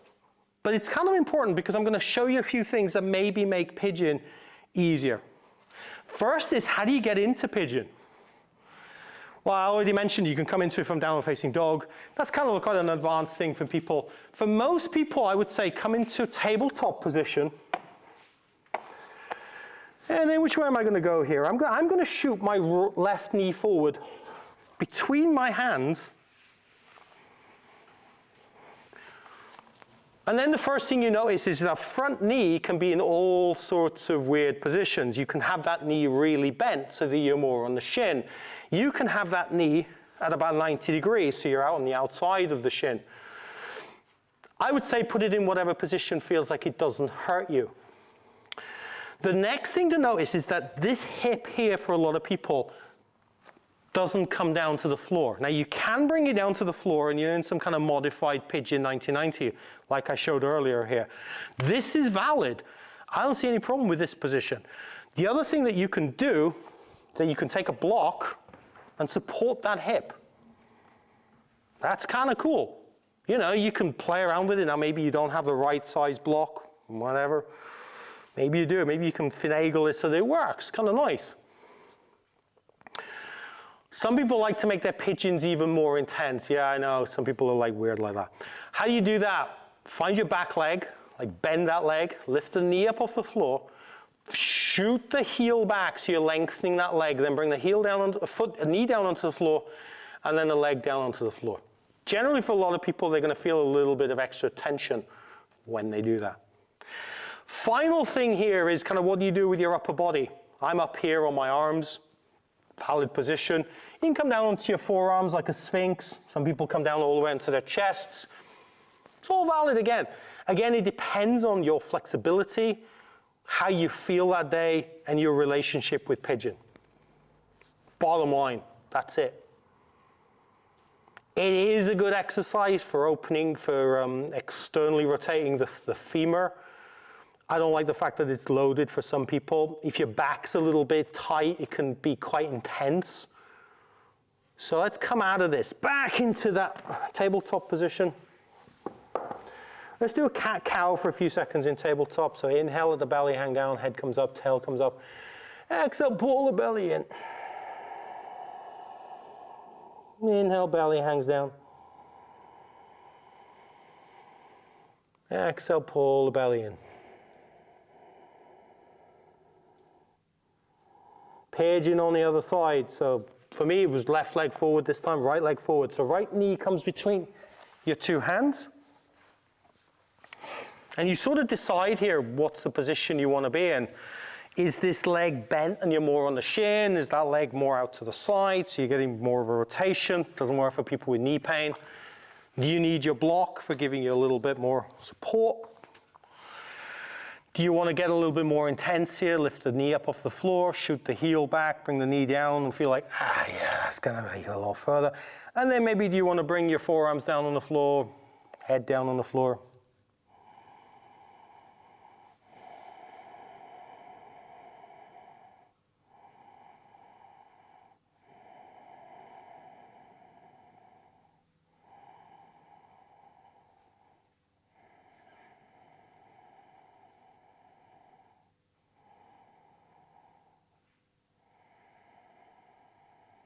And then slowly come out of that. It's coming back into a seated position for a minute.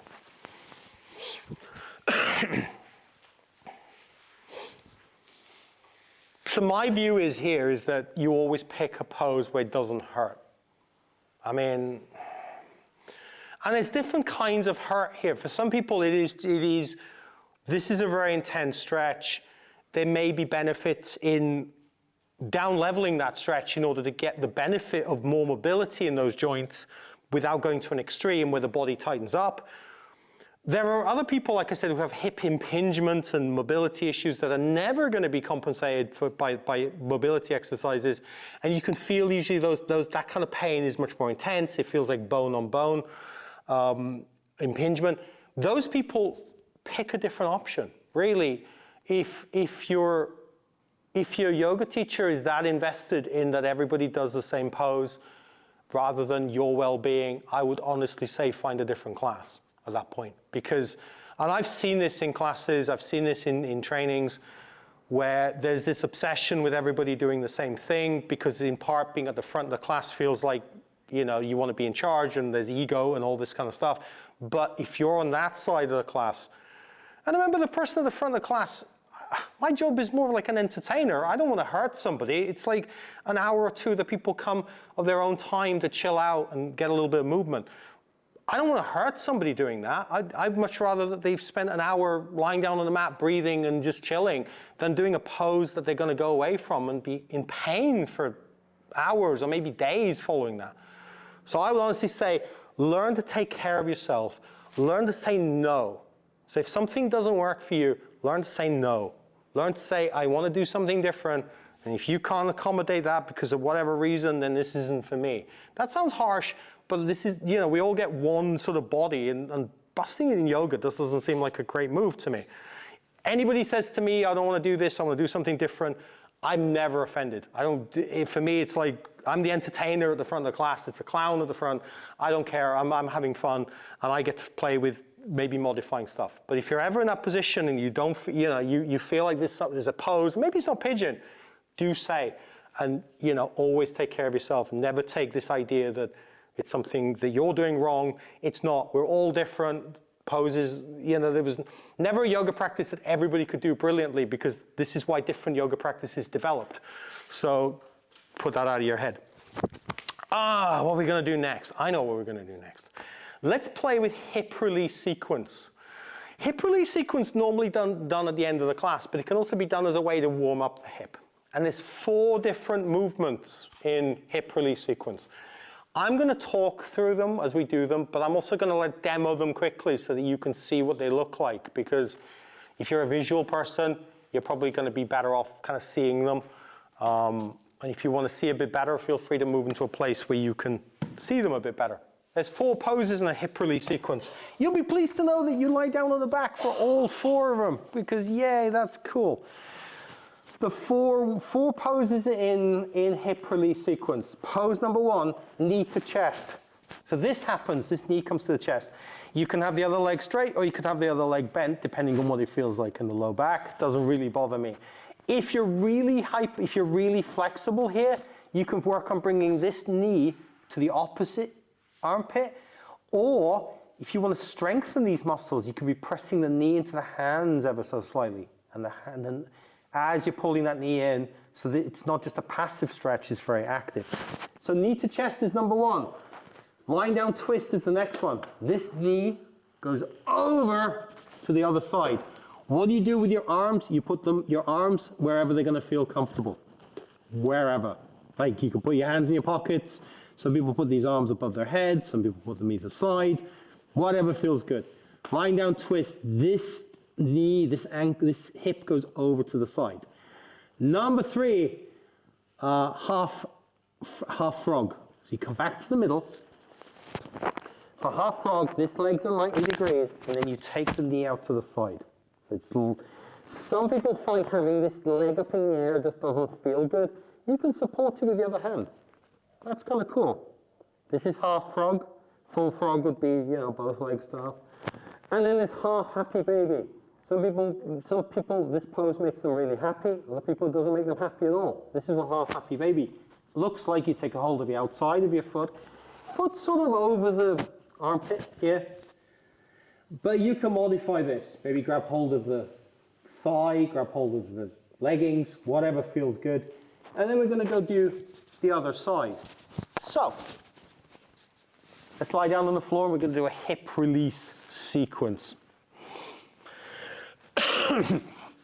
First thing with lying down on the floor is, again, that you're actually lying down on the floor and you're feeling like, God, yeah, I'm kind of like melting into the mat a little bit, because you want to have that release happening. If your muscles are tense and switched on and hypertonic, then stretching and mobility are going to be compromised, because you're just not letting that happen. The other thing is that the more muscles you can let go, the more in control of yourself you become. So, knee to chest, left knee to the chest, right leg either bent on the floor or right leg straight, depending on how that feels in the low back. If you've got that foot on the floor, gently press that foot into the floor and lift and spread the toes as you pull that other knee in. If you've got the leg straight, then press through the heel of the leg. Straighten that leg out, feel for, maybe even gently pressing the heel of the foot down into the ground.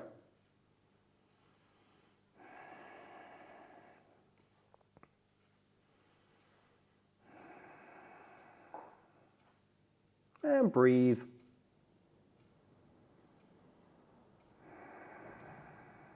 lying down twist. So your left knee goes over to the right, comes down onto the floor. Your upper body here does whatever your upper body wants to do. Maybe it rolls to the right with you. Maybe you want to kind of have a bigger stretch, so you bring your shoulder blades down onto the floor. I don't know, whatever feels good here. Arms generally go in a position that feels good, but like everybody's arms and shoulders are different here.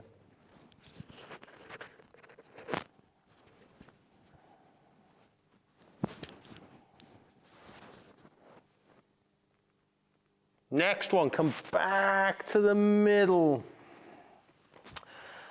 Half frog. So that left knee, 90 degrees, hip at 90 degrees, leg goes out to the side. You might find that you feel like you roll over a little bit to the left here, so you might want to use your right leg as like a balance, like a counterbalance. And also remember, you can use that left hand to help support you.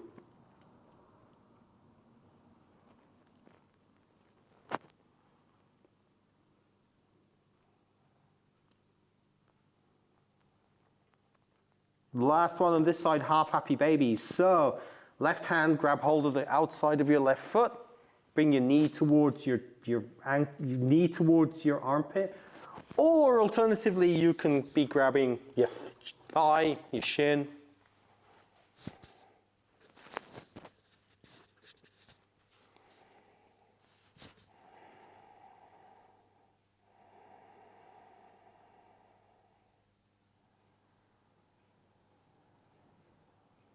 And then let go of your foot, let go of whatever you're holding on to, bring your feet onto the floor. Maybe gently rock your knees from side to side. Lengthen your spine, get a good bit of length going on in there. Don't be, And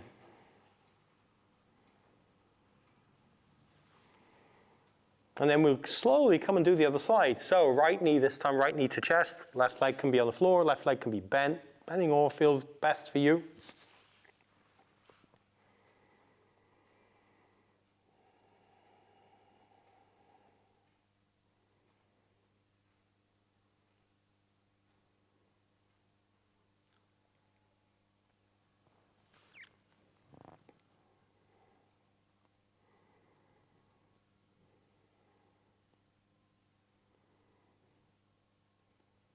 Breathing in a way that feels like it supports you.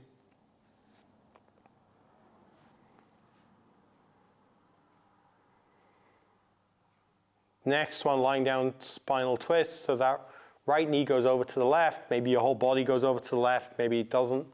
Find a comfortable position for the arms and whatnot.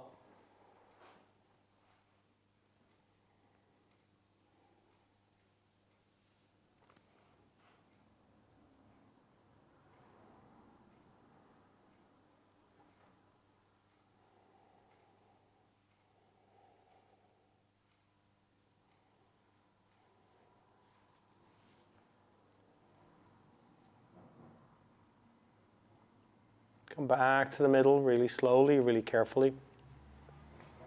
Half frog. Again, remember, knees are 90 degrees, knee over the hip, leg goes out to the side. Again, you can use that support of the other hand if that feels like it helps a bit.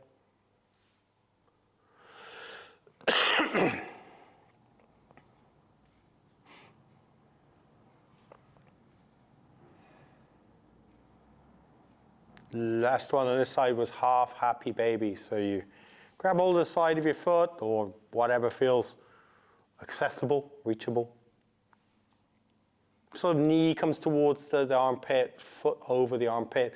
That's the sort of direction you're aiming for.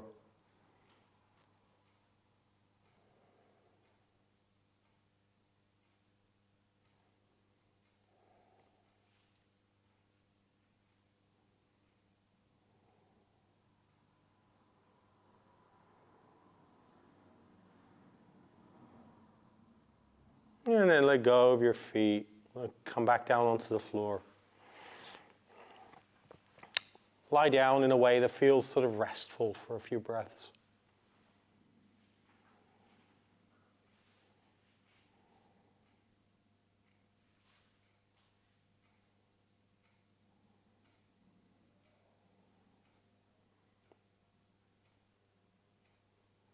and slowly come up to a standing again. Because no class about legs and feet and balance and hips and none of this would be complete without a balance exercise. Two classic ones in yoga. Tree pose. Every yoga teacher loves tree pose. I didn't teach it for ages because like every yoga teacher teaches it. Next one, half moon. I'll guide you through and we'll start off with tree pose and then we'll move on to half moon. Again, don't be fearful of using something for balance, especially with half moon. Having a wall behind you can really be useful because it can get you that kind of, remember we talked about proprioception, knowing where your body is in space. One of the things with a lot of these balances is being able to keep your body straight in space. Having something that you can lean into to figure out where that is actually really useful. So you can use this for all of them. But tree pose, this is what tree pose works like. First thing you do, plant your right foot on the floor. Look down at it. This is where it's going to be, whether the toes pointing out, whether the knees pointing out, this is where you're going to be. Press into the foot so that leg straightens out and you're lifting the crown of your head up towards the ceiling. This is important. It helps a little bit to squeeze the middles of your shoulder blades together because that helps tighten up the upper body. Notice how by shifting your weight onto this right leg here, the left foot has come up off the floor onto the toes. You bring that onto the ankle or onto the shin, or you can bring it onto the thigh. And then you can be balancing, closing your eyes, lifting your arms up. With tree pose, you want this leg to come out to the side as much as possible.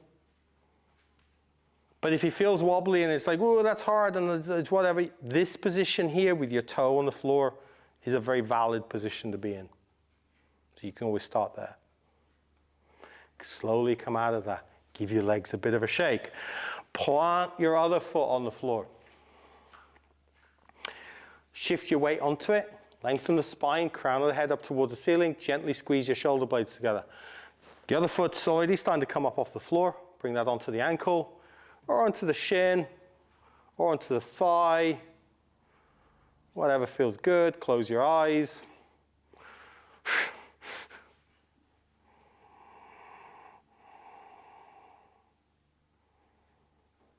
Don't hold your breath.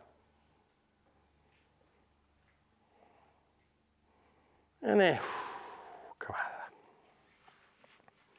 Some nice trees there. Your body, when you're balancing, is doing like so many calculations per second. And you can actually kind of see it doing that a lot of the time, because if you shift your way onto one leg and look down at the muscles in your feet and your toes and all that stuff going on, you'll find all the muscles are constantly like compensating to keep you up.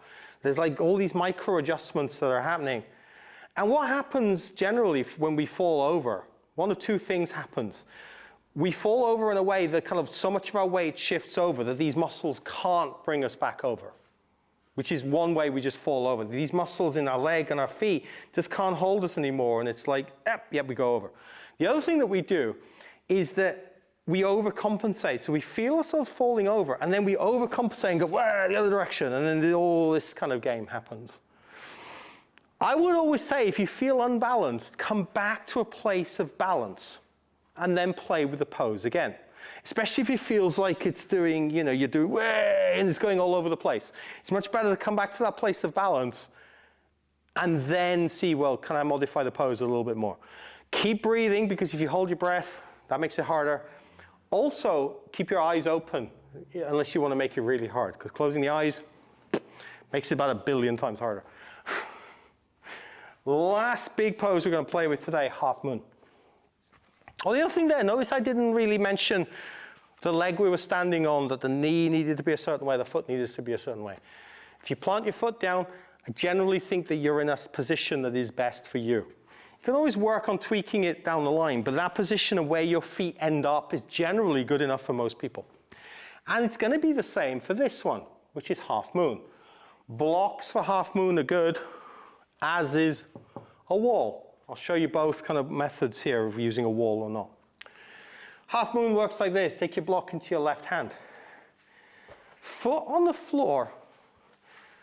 Almost like a warrior two here. So your left toes are out and your left knee is bent a little bit. Then this block with your hand comes down somewhere in front of your foot. For some people, it's going to be right in front of the foot. Some people, it's going to be side of the foot. Some people, it's going to be the other side of the foot. This is part of the experimentation in figuring out where your upper body is in relation to this leg.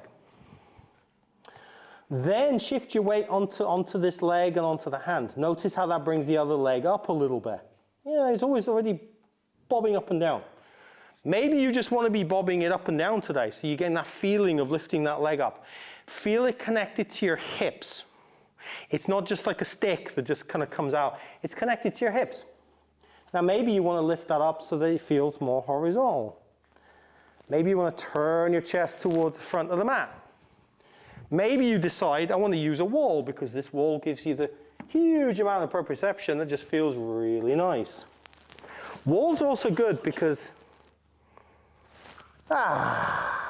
see, it gives you the whole proprioception, which when then you're kind of off the wall, kind of makes you feel a little bit more confident about where your balance is in space. Again, working with this pose, don't try and go into the full version of it because that's what everybody else is doing. Well, that's what you think you should be doing. Play with this, play with it wherever you are at with it, because that's the way to get better. Awesome. The other side. So you're going to swap your block over. Realize this is a whole different side of the body. Everything's going to be completely different. This time, right toes turn out. Block in the right hand. Block and hand comes down onto the floor. Notice how you shift your weight onto that right leg as that left leg starts to want to lift up. That's kind of cool. Maybe let it lift up. See if you can get it to that straight horizontal place. Maybe turn your chest to the front of the room. Maybe decide wall really would be useful at this point. There's no right, there's no wrong with it. Essentially, this is if you think about half moon as less as a shape and more as a practice to make you more stable in one leg, then it doesn't matter that you don't actually get the shape because it's about strengthening those muscles. And then bring your feet down to the floor. Come into a mountain pose and feel what it feels like.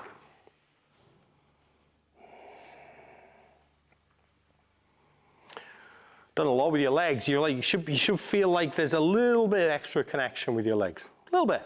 Maybe 2%, maybe 5%. No more than 10%, I would say. Feel that connection.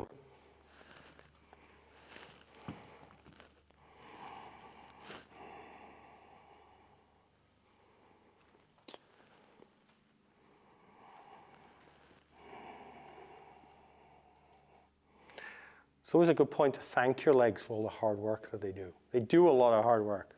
Every step that we do is not just our body weight, but it's probably our body weight times 3, even in a very, very gentle walking. There's a lot of shock loading that goes through our legs. They work really hard.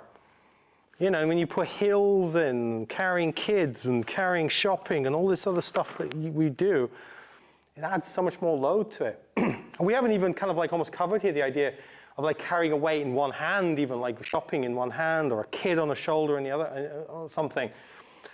Very, very, this system is amazing, and yoga is a way to help us support that system and make it work a bit better for us. It's almost time for Shavasana. Before we go into Shavasana, I want to show you probably one of my favorite wind down poses at the moment, dragonfly twist. I think that this pose as a twist is better than pretty much any other twist. Actually, better than every other twist in yoga. And I just want to explain it a little bit because I do use it in classes, but like I feel like I've got a bit more time to explain it. Today, this is what dragonfly twist looks like. You are lying down on the floor and enjoying life. Like we did with dead pigeon, you cross one ankle over the other thigh. Then you find the sole of your foot here, and you're going to bring the sole of your foot down onto the floor like this. I love this pose because unlike most of the other twists, people can do this twist. So they're supported. It's not like they're over voids in their own body. It doesn't feel like it's shaking the whole time. People can get into this pose. If you want more twist here, then what I suggest is you bring your shoulder blades down onto the floor, so both your shoulder blades are down, and then you bring your arms out to the side. So this is dragonfly twist. To come out of it, you unlock that leg over the top, bring that to the middle, and you do that. So let's do dragonfly twist into Shavasana.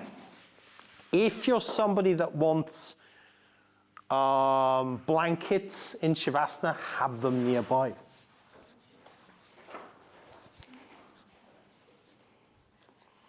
You fighting over the blanket? You go on each?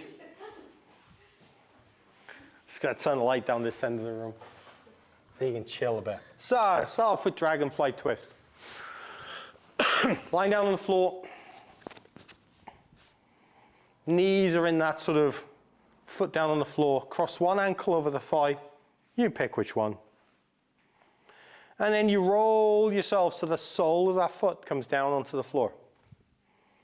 And you're like, that's a nice twist. Then choose, do you want to deepen this twist by, bringing your shoulders down onto the floor, so both shoulders are down on the floor, or do you just want to just leave yourself twisted to one side, so you're just getting a little bit of a twist in the hips? Yeah, choose, doesn't really matter.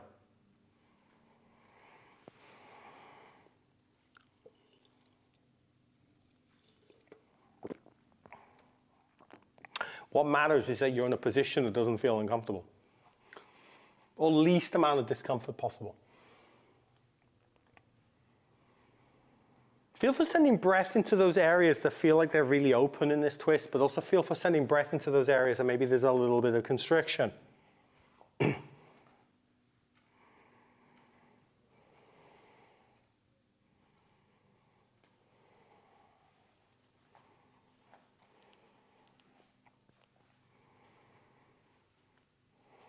To come out of it, unhook your leg, bring your knees to the middle. Sort of organize yourself so that you're straight. So your hips are straight, your spine's straight before you go over to the other side. And then hook the other ankle over the thigh.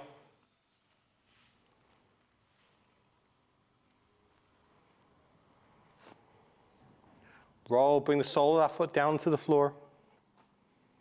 Coming into whatever manifestation of this twist feels like it's the right twist for you. Maybe shoulders, getting both shoulder blades down on the floor so you're getting a really nice deep twist, or maybe not. Sending breath into those areas that feel open. Equally sending breath into those areas that feel like they're a little bit constricted, a little bit tight.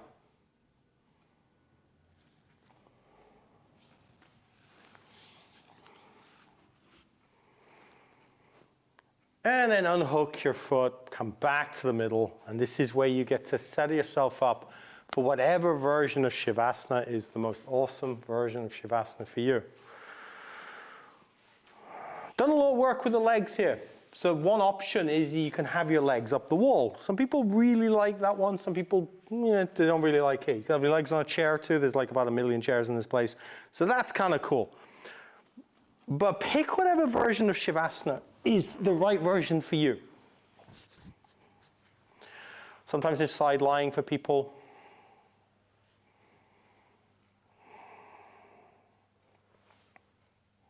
Whatever version it is. Shavasana.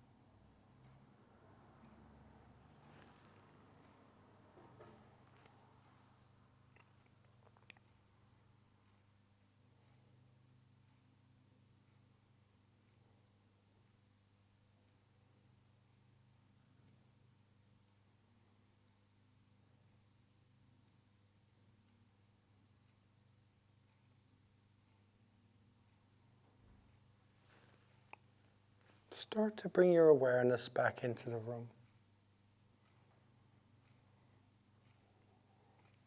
Back to your body. Back to your breath.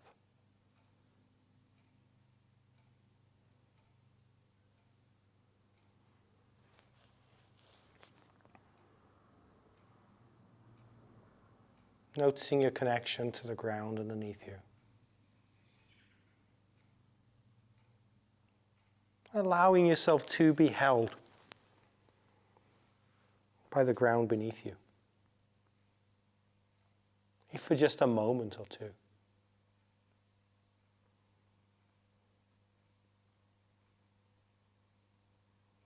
And then slowly start to bring some movement back into the body, wiggling your fingers and your toes, your hands and your feet, your arms and your legs.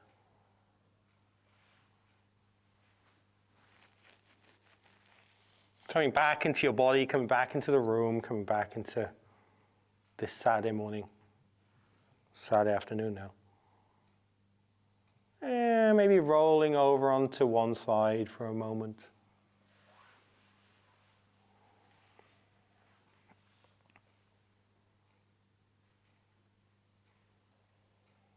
Again, allowing yourself to be held. Letting go of the gripping for a moment. Maybe if it is just for a moment. And then slowly pushing yourself up to an upright position. Taking your time.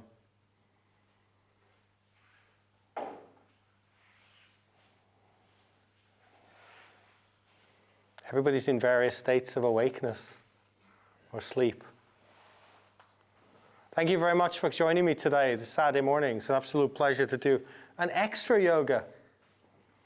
I hope you had fun. I hope you find connecting to your legs and your feet rewarding. And I hope to see you all again real soon. Thank you very much. Diolch yn fawr pawb.